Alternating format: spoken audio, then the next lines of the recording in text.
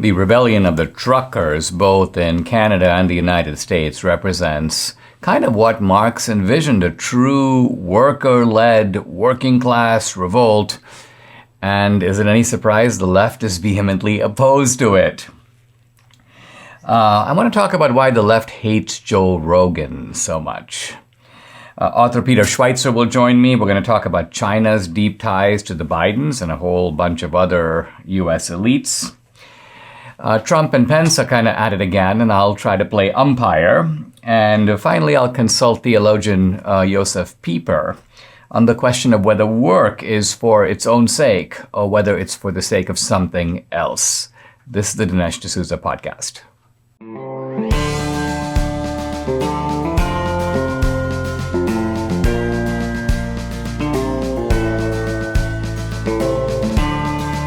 America needs this voice. The times are crazy. In a time of confusion, division, and lies, we need a brave voice of reason, understanding, and truth. This is the Dinesh D'Souza podcast.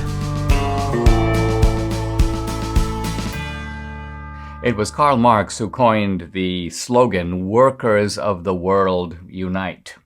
And Marx's point is that workers everywhere have a kind of common interest, and they're being exploited by the elites, and they need to rise up. Well, look at this trucker revolt that we're seeing. It started in Canada, it's now in the United States.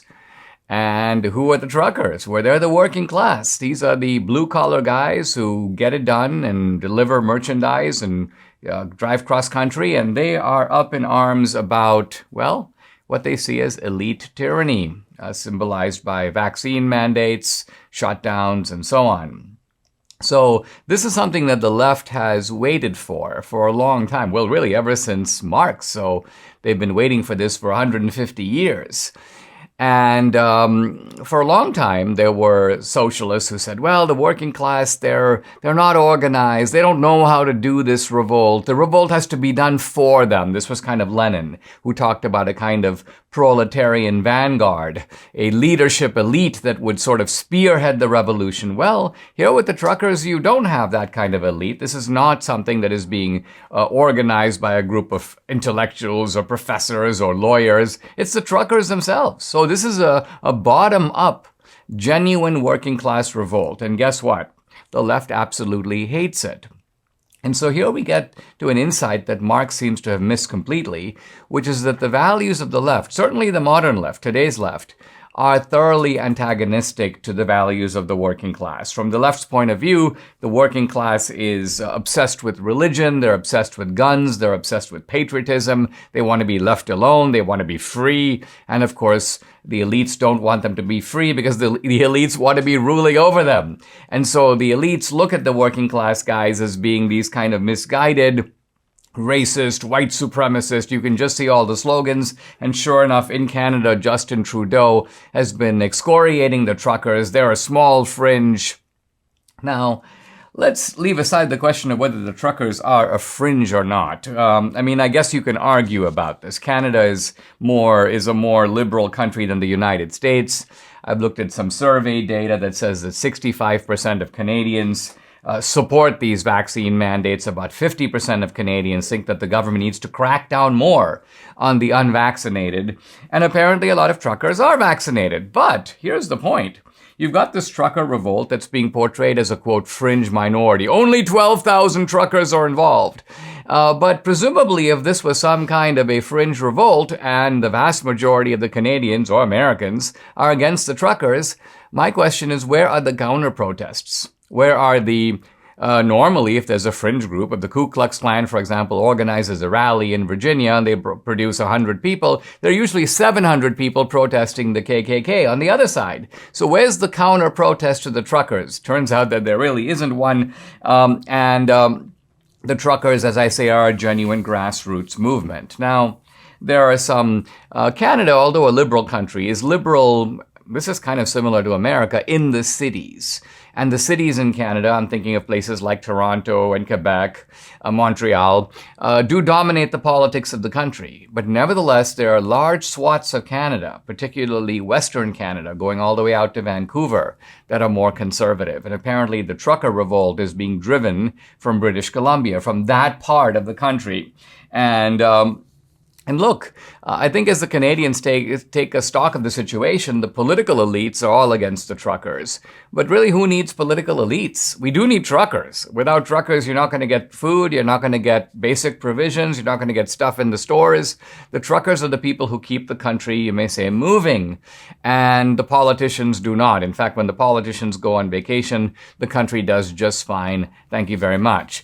So I'm on the side of the truckers. I think solidarity with the truckers is an expression of sympathy with working class sentiment.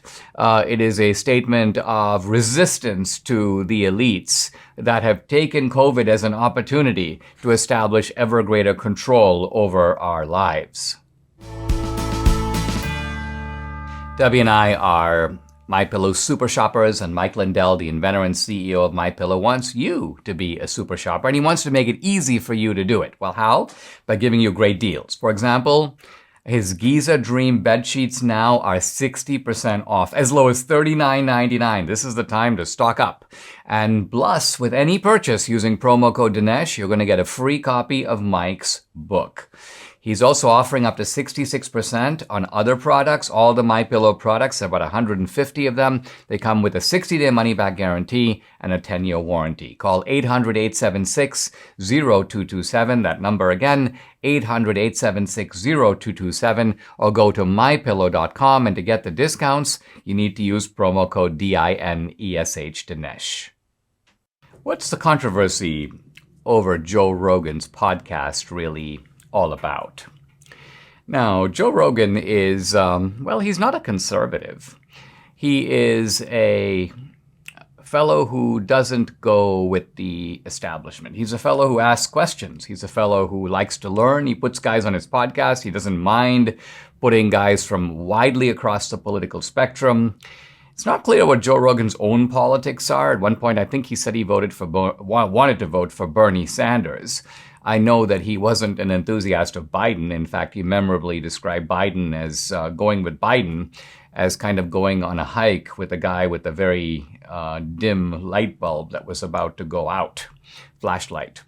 And this is the intolerableness, if I can coin a word, of Joe Rogan, is that he doesn't play from the official, sheet music. And this is why the left is determined to get him. He also has a wide reach, a big influence, the number one podcast really in the country. And so they want to bring Joe Rogan to heel. And this all started with a couple of hundred medical professionals. Now, some of them were just med students. This wasn't really the best and the brightest of the medical community. But nevertheless, they dash off this letter to Spotify. Joe Rogan is putting out misinformation. I guess this has to do with Rogan's interview with Malone, the virologist and the epidemiologist who was a partial inventor of the mRNA technology. And this is a guy who, Malone, who's not, again, on board with the CDC on COVID. And so they want to get Joe Rogan's podcast pulled off of Spotify. And then Neil Young, the musician, jumped on board and goes, I'm going to pull my music from Spotify. And Spotify is like, okay. And now others have piled in. Joni Mitchell, apparently Bruce Springsteen, Crosby, Stills and Nash. Now, if you notice, most of these guys are like 75-year-old rockers. We're not talking here about the biggest stars of music today. They've been a little bit silent about all this. But there's pressure from the left for these people to join in. At one point, I saw something to the effect that the Obamas are now using their leverage with Spotify to pull Rogan. Now, Spotify is proving to be a little bit weak-kneed on this. They've so far not given in to the idea of pulling Rogan, but they've agreed to, we're going to set aside a special fund for marginalized groups. They've taken down apparently more than 100 episodes of Joe Rogan's podcast. Now, some of this has to do with the old days. Apparently, Joe Rogan at some time used the N-word, not as if he was using it himself, but quoting people and so on.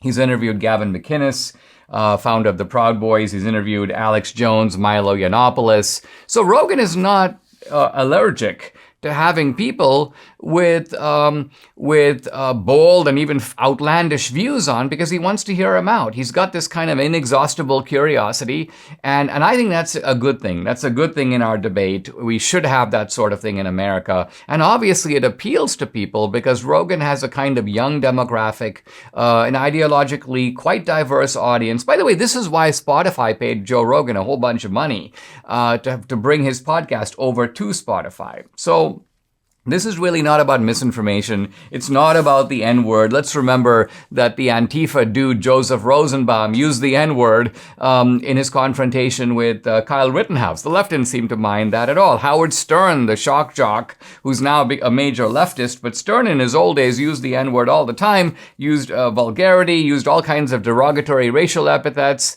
Nobody's making claims against Howard Stern or demanding that he be taken down. So all of this is nothing more than a selective and staged indignation of a kind we're very familiar with.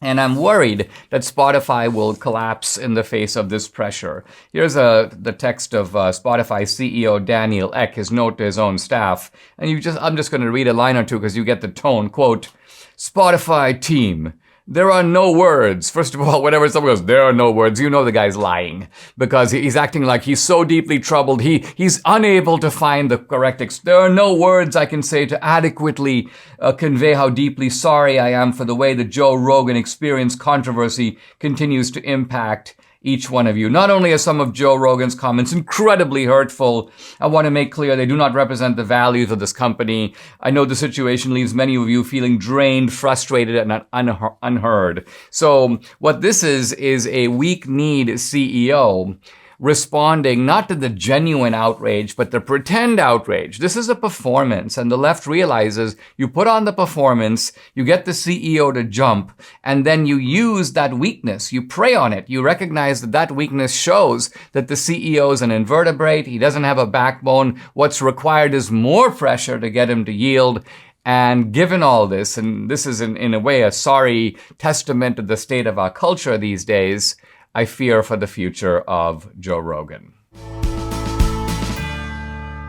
Ronald Reagan saw it 40 years ago, massive inflation that we haven't seen since then, well, until today.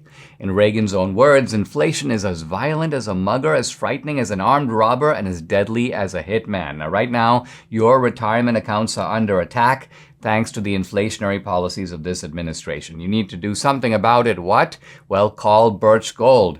Birch Gold is the only people I trust to help you diversify your IRA or 401k into gold. And if you don't call them, you're missing the boat. You're actually treading water without a life vest. Birch Gold has your life vest. Let them help you convert an IRA or 401k into a tax-sheltered IRA in gold. With thousands of satisfied customers and A+ rating with a Better Business Bureau, you can trust Birch Gold to protect your savings. Text Dinesh to 989898. You'll get a free information kit on gold.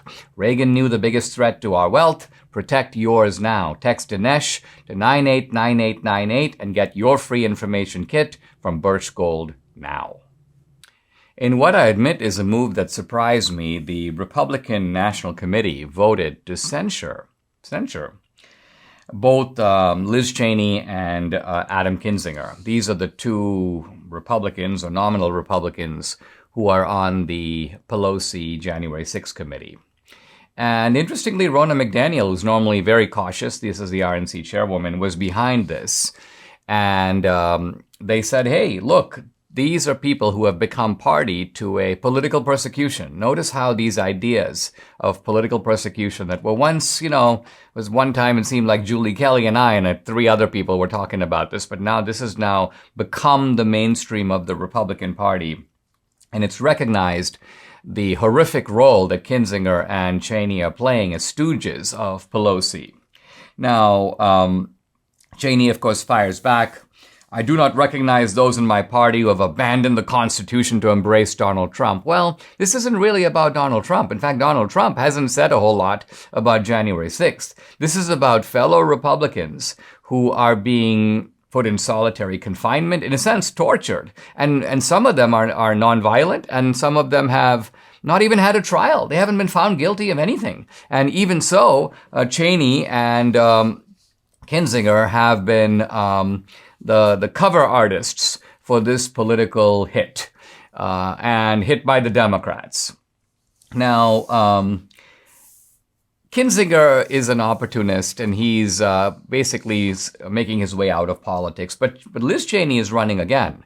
And in fact, she's raised a bunch of money. Why? Because people like the Bushes and people like Romney have been doing fundraisers for her. She's been able to sort of tap the old neoconservative establishment to generate money.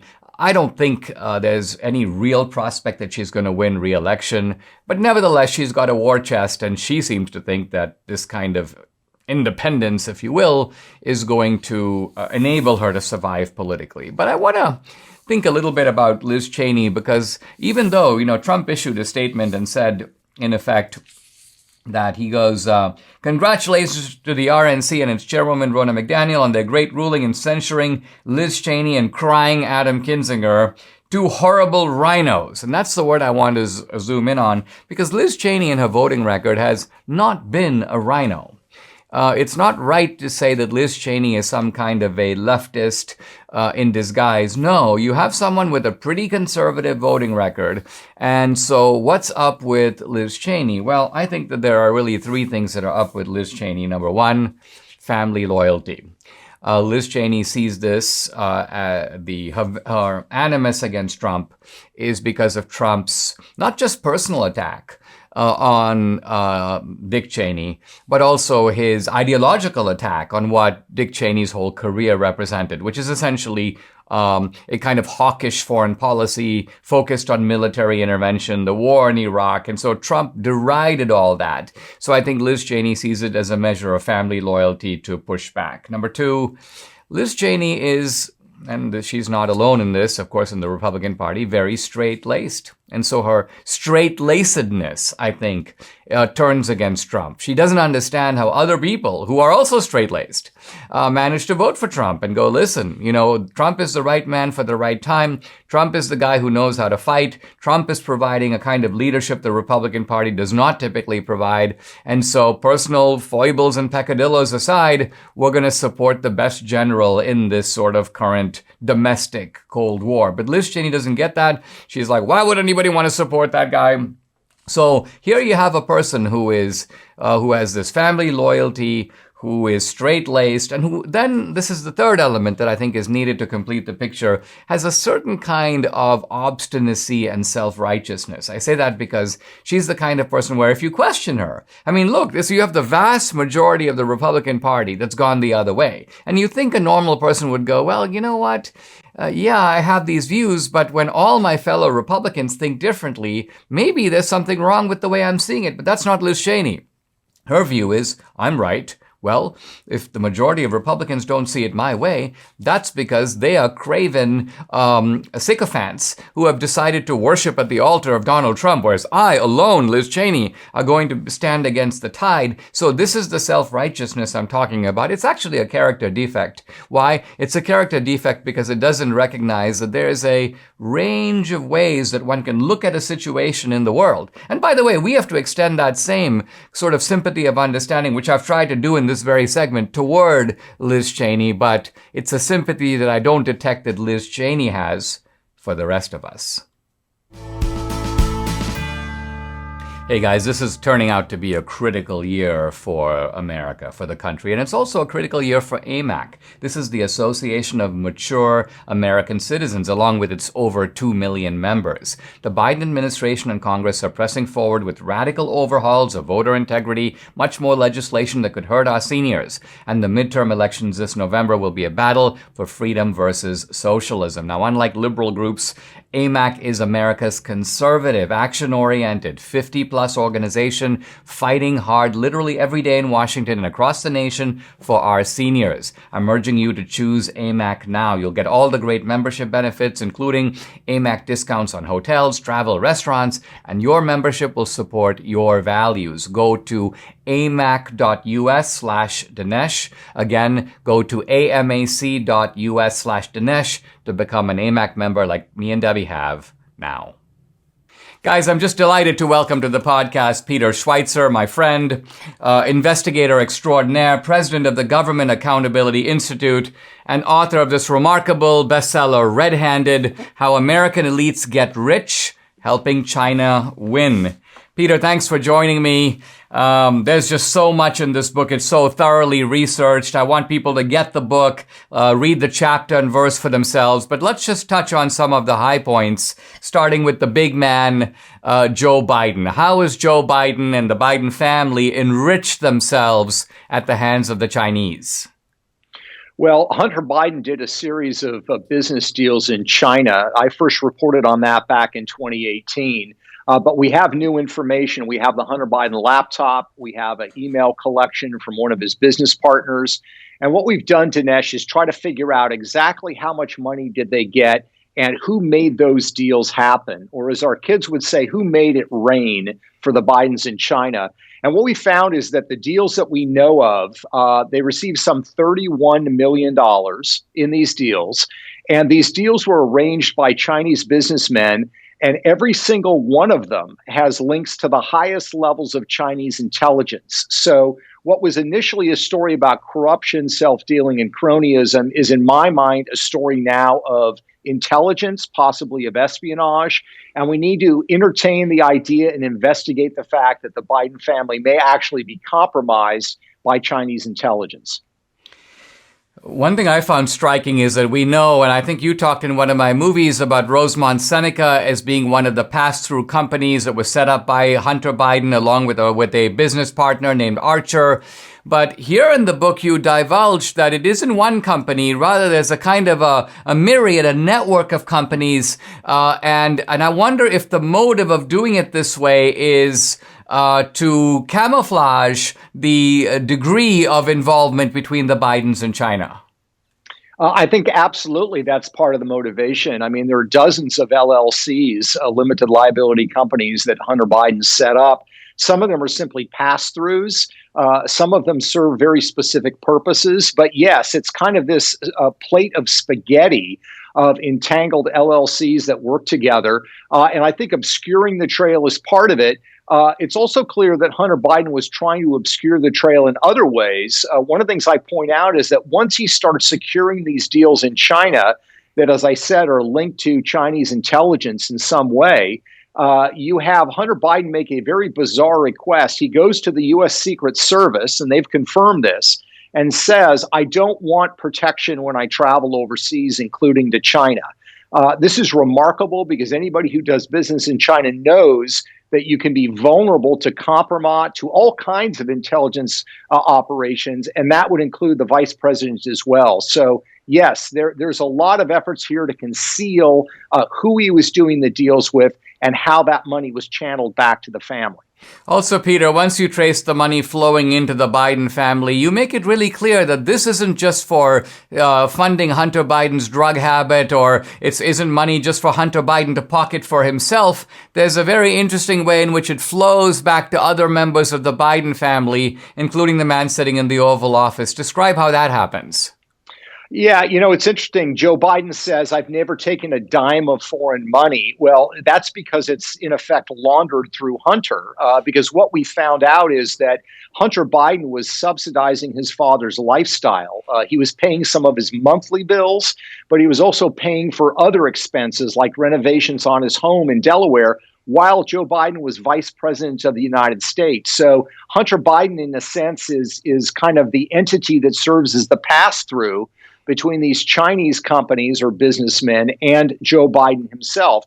To be clear, this is not legal. You're not allowed to do this as a politician, to have your lifestyle subsidized by a family member. And it also raises troubling questions about the issue of compromise, because I'm sure that Beijing has some awareness of where this money's going. And I think that Joe Biden had to have an inkling that this money was coming from Hunter's overseas deals.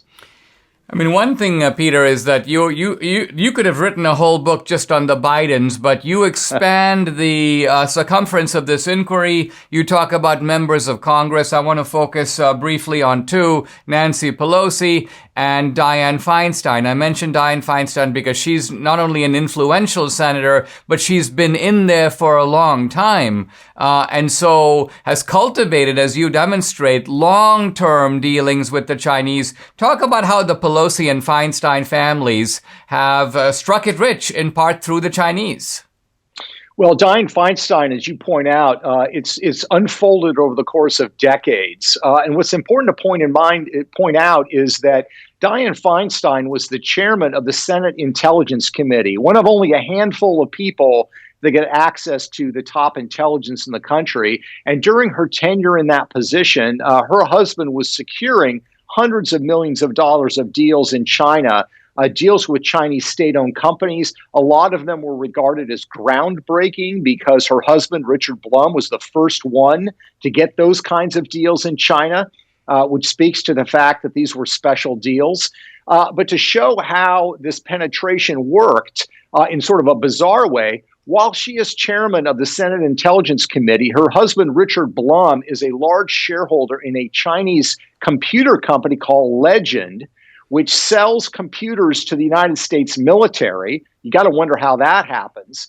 But the U.S. Marine Corps discovers that these laptop computers have bugs in them, and they're sending all the information back to China. That's part of the record in several court cases.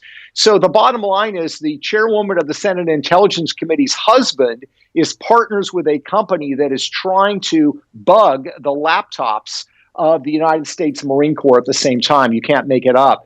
When you look at Nancy Pelosi, she used to be very critical of Beijing in the 1990s. That changed when her husband and her son started securing deals overseas in mainland China. And it's reached the point now where she says, yes, China does commit a genocide against the Uyghurs. And yes, it has a horrible human rights record, but that doesn't matter because there are more important issues to address, which China's very happy with that. It's important to keep in mind their approach on these matters is they don't expect robotic response from American politicians. Their strategy, loosely translated, is they want big help with a little bad mouth. So if you talk about the Uyghurs, if you talk about human rights, they don't really care. As long as you help them with the really big and important stuff, they are very happy with what American politicians are doing for them. Let's take a pause, Peter. When we come back, I want to delve into this some more by talking about some private sector actors, people like Jack Dorsey at Twitter, people like Joe Tsai, Lebron James. We'll be right back. If aches and pains are your problem, Relief Factor is your solution. You don't have to live with aches and pains and go, hey, this is just part of the normal wear and tear of time, or I just bumped my arm. Relief Factor is going to help you get rid of this. Relief Factor supports your body's fight against inflammation, and inflammation is the source of aches and pains. The vast majority of people who try Relief Factor order more. Why? Because it works for them. Debbie's a true believer. She has a frozen shoulder, and she took Relief Factor, and wow, the pain went away. It's been a game changer, and Debbie knows if she doesn't take it regularly, the pain's going to come right back. So she's like, I'm not going to be without this again. Being able to lift her arm and exercise is super important to her. Relief Factor is the tool she needs. She's glad she's got it. You too can benefit. Try it for yourself. You'll see. Order the 3-week quick start for the discounted price of only $19.95. Go to relieffactor.com or call 833-690-7246 to find out more about this offer. That number again, 833-690-7246, or go to relieffactor.com. You'll feel the difference. I'm back with author Peter Schweizer, the new bestseller, Red-Handed: How American Elites Get Rich Helping China Win. Peter, one thing that struck me about the book is, you have people who might habitually say, well, listen, China has moved from a socialist to a capitalist economy.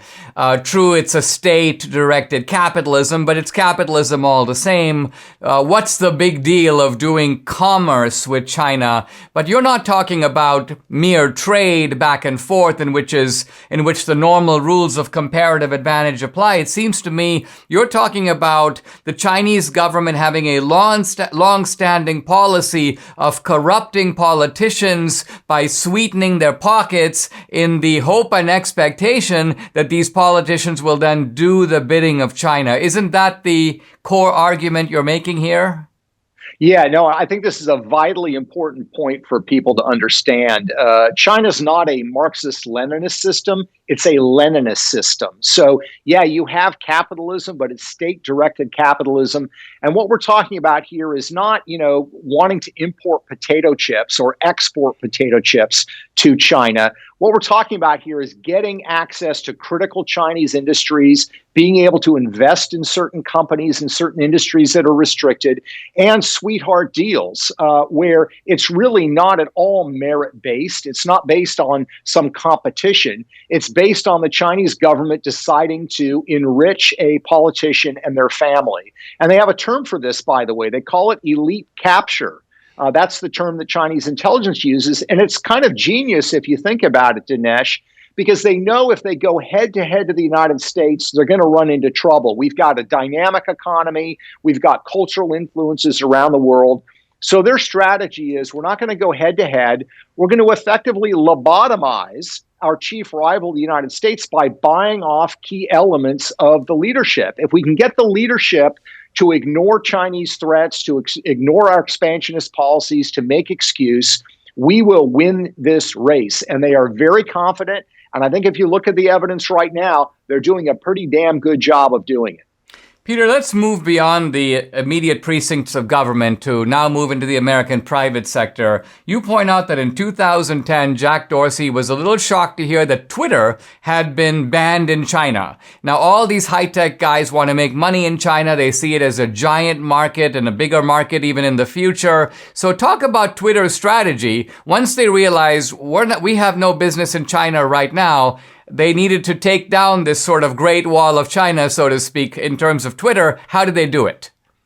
Yeah, their strategy to do it was to basically get co-opted by Beijing. And they did it by bringing in a senior leadership team of people focused on China that had links to the Chinese government, that had links to the Chinese military. The problem is you can imagine when these executives came and took positions at Twitter, they started making excuses for Beijing's conduct. They certainly didn't do anything to limit the censorship of Twitter in China. But what they did do was get Twitter to start doing the bidding of Beijing. And there are numerous examples in the book where opponents of the Beijing regime who wanted to recount the anniversary of the massacre at Tiananmen Square found themselves blocked on Twitter. And it was done by Twitter itself, not by the Chinese government. And Jack Dorsey's strategy at Twitter is very reminiscent of what you see with all the big players, Google, Microsoft, and Bill Gates, LinkedIn. They all have this strategy of doing Beijing's bidding because they believe that that's what's going to be the secret to untapping the market. The problem is that gives Beijing leverage over them. And Beijing never lets go of that leverage. And these big tech firms end up essentially doing what Beijing wants them to do. Let's move from high tech to the world of sports. And let's talk about Joe Tsai and LeBron James. I mean, here's the case where where you have a guy who helped make a lot of money in China right through the company called Alibaba with a partner named Jack Ma. These guys make a ton of money. Joe Tsai subsequently buys a sports team. And then you begin to see the NBA as a franchise starting to bow, if you will, before the Chinese communists. Talk a little bit about how that process came to be. You'd think that the NBA would be fiercely independent, but it looks like they're perfectly willing to do the bidding of the Chinese, aren't they? Yeah, I mean, the NBA has made the calculation that there are far more consumers in China for the sport than there are in the United States. And one of the reasons that Joe Tsai was welcomed as an owner of the Brooklyn Nets is precisely because he's supposed to be a bridge to China. Here's the problem. I mean, Joe Tsai is the co-founder of Alibaba. This is a company that was protected by the Chinese state. does a lot of work with the Chinese military and the Chinese intelligence services. Joe Tsai is estimated to be worth $15 to $20 billion. And he's very supportive of the regime. He says that there really aren't human rights problems in China. They're exaggerated. At the same time, he's put some $100 million into Black Lives Matter causes in the United States. Things really came to a head when the general manager of the Houston Rockets sent out a tweet in support of protesters in Hong Kong. Tsai really led the charge in condemning that move that eventually got the general manager of the Houston Rockets fired. Lebron James came in a ringing defense of China, saying that the Houston Rockets general manager didn't know what he was talking about. He was speaking out of ignorance. And the problem is that LeBron James has been doing this for a while because not only does he have the big Nike deal, and of course, Nike sells a lot of products in China, he also has a media deal with Chinese state-owned media. He has a separate shoe line that is released only in China. So he's been doing this for a while. Going back to 2007, 2008, Dinesh, you probably remember the crisis in Darfur. That's South Sudan, where the Sudanese government, the Arabic government, was slaughtering Black Christians in the South. By some estimates, 200,000 people were killed. That regime was doing it with the full support of the Chinese government. There was actually a petition drive in the NBA to condemn the Chinese government for these mass killings. LeBron James refused to sign that petition. He was one of only two players on the Cleveland Cavaliers who wouldn't sign it. The other one had a shoe contract with a Chinese company. So this is a long and deep problem, and I think really shows the rank hypocrisy and inconsistency of people like LeBron James, because obviously those 200,000 Christians slaughtered in South Sudan, those Black lives did not matter to LeBron James. Do you think, Peter, that part of the racial and political posturing of a lot of these individuals is aimed at camouflaging the fact that when it comes to China, their commercial interests are front and center, so that it's almost like they're preening and putting themselves forward as if these are people who don't care about money, they care about virtue, kind of the Colin Kaepernick sort of business model. But when you look at the bottom line, you see that these people care about money a great deal. Yeah, there's a lot of camouflage going on here, Dinesh. I mean, I have a chapter in the book on Wall Street, and you find that with BlackRock, all these big Wall Street firms, which talk about social justice and the need to, tackle all of these, racial inequalities and inequities, et cetera.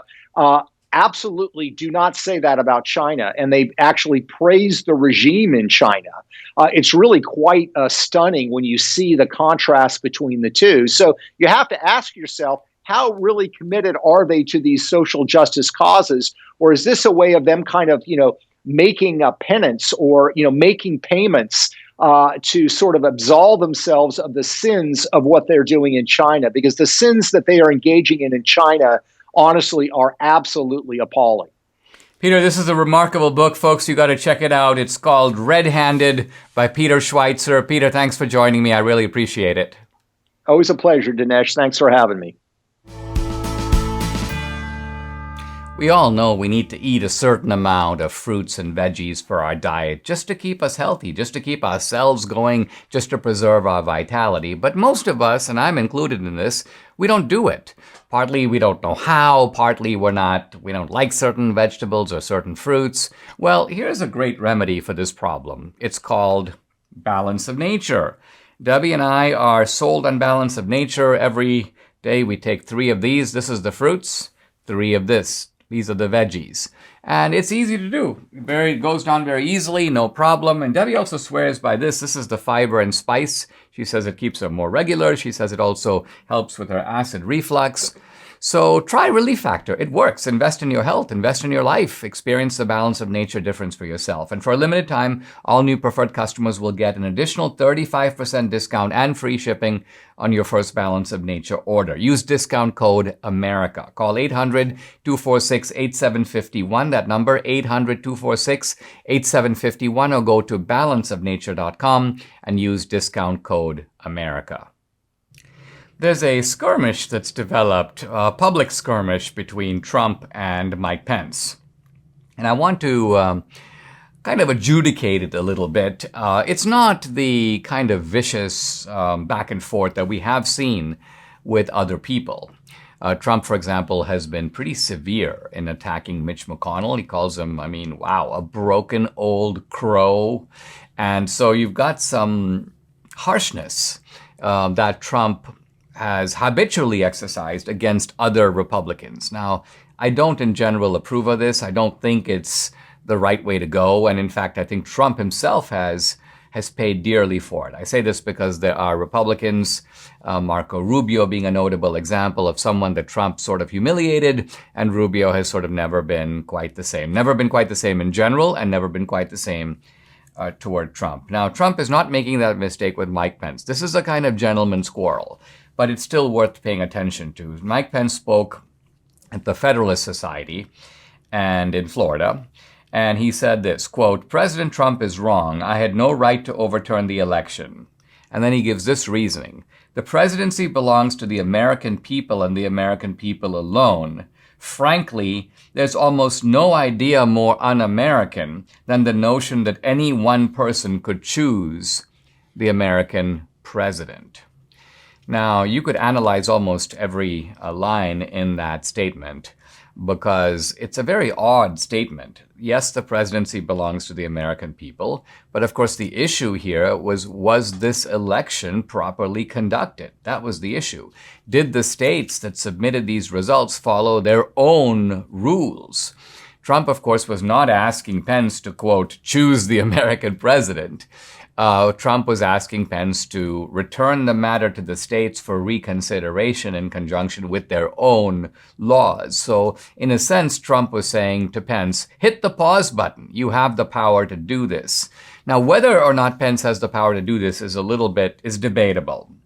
There is a Electoral Count Act. And by the way, the Democrats now, with some Republican support, are talking about modifying the Electoral Count Act. They're talking about modifying it so that there needs to be a larger number of lawmakers who object before a state's electoral vote count can be challenged. They're also trying to, quote, clarify the role of the vice president in the certification process. He plays a formal role, but he doesn't have the right unilaterally to say, hey, listen, I adjudicate this process to be insufficient. Back it goes to the states. And Trump is making a subtle point in his reply to Pence. He's going, wait a minute.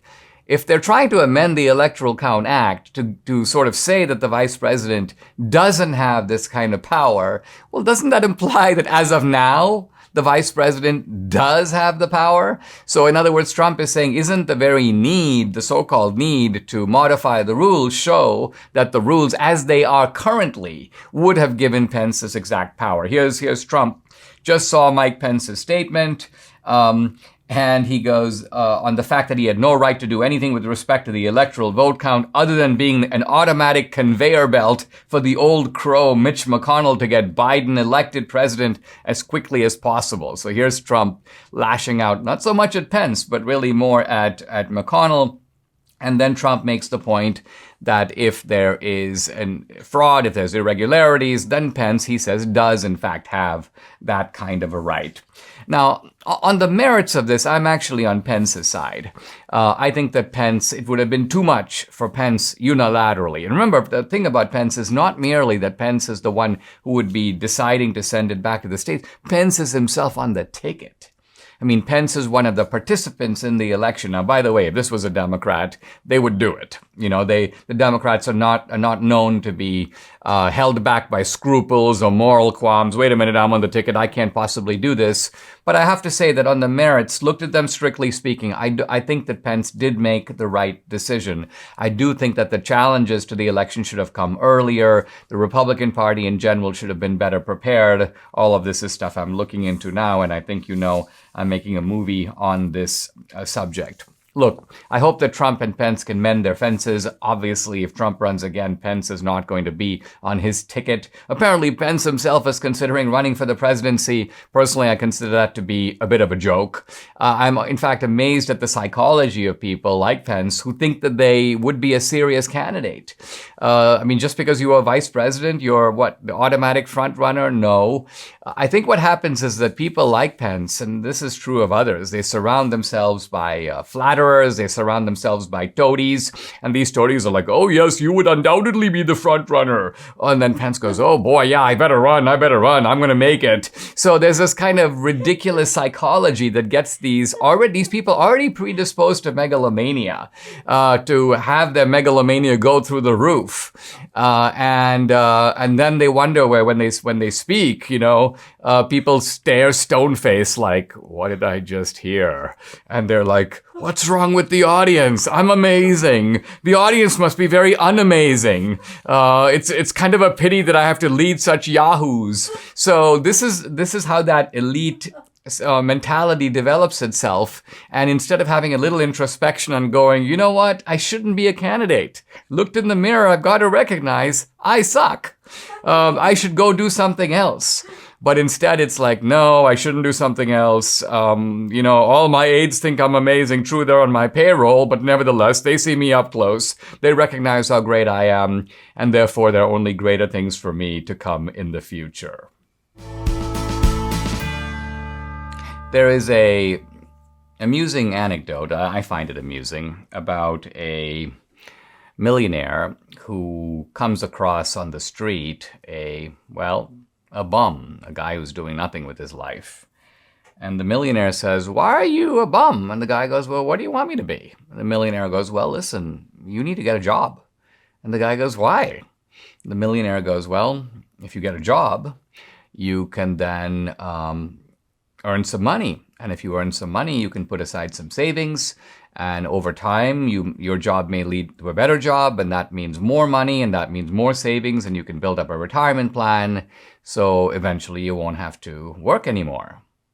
And the bum goes, why do all that? I'm not working now. And although this is, kind of a wry anecdote, I think it encapsulates something rather profound, which is the question of what it is that work is for. Now, Debbie says, honey, I think would you classify me as a workaholic? Yeah. I think the verdict here is yes. And Debbie's point is that I sort of never turn it off totally. Her point is, you don't seem to respect weekends, Dinesh. In fact, sometimes I'll try to call someone on a Saturday and she's like, Dinesh, some people do not work on the weekend. They may not live at this house, but nevertheless, you should respect the fact that people don't work on weekends. And I think it is maybe part of the architecture of our modern society that the weekend has, to some degree, been maybe not abolished, but eroded. These days, if somebody sends you a text, they get really annoyed if you don't respond in like 30 minutes or even sooner, because it's like, wait a minute, I texted you. You obviously you got it. Why haven't you replied? And by the way, Debbie's an incredibly prompt replier to texts. I mean, she's watching a movie. She's like, ooh, I better reply. So here's a line from the theologian Joseph Pieper. The world of work is becoming our entire world. Now, interestingly, Pieper wrote that in 1947, and think how much more true it is today. Now, true, we have people in our society who don't work, and some who don't want to work, and some who would rather take their government checks instead of working, so you do have that. But on the other hand, Americans have long been known to be really hard workers. I remember there was a survey some years ago in which they asked people from different countries if you were paid double, and you were working the normal 8 hours a day, how much overtime would you want to put in per day? And I think the British came in as absolutely the laziest. They were like, none. They're like, listen, I've got to go to the pub, hang out with my friends, have a little tip. And then they're also like, I've got to go home. I've got some vegetables in my outer garden, and I have to water them. Or I've got to go watch a bird. So, this is the British. And by the way, the French come in close after that. They're like, what do I have to eat my croissant. Now, the hardworking people are the Germans and the Americans. They're like, we'll put in a lot of hours. You pay us double, really? Okay, sign me up. And so this is the hardworkingness of the American psyche. And Pieper's point is, after a point, it's not good. Pieper's reason is kind of subtle. He says, look, work is utilitarian. Work is, you may say, for the sake of something else. And what is that something else? Well, Pieper says, well, that something else is what he calls leisure. And Pieper's book is called Leisure, the Basis of Culture. And now by leisure, Pieper does not mean doing nothing, although doing nothing is part of leisure. Pieper means that as opposed to the utilitarian philosophy, which is work, work, work, Pieper says that leisure is for its own sake. And he has very poignant and interesting things to say about leisure. He says that leisure is what you would do and that you don't have to be paid to do, what it is that you truly want to do. Moreover, he says leisure is a kind of gift, because in leisure, you accept life as something that is given to you. You didn't do anything to, quote, earn it.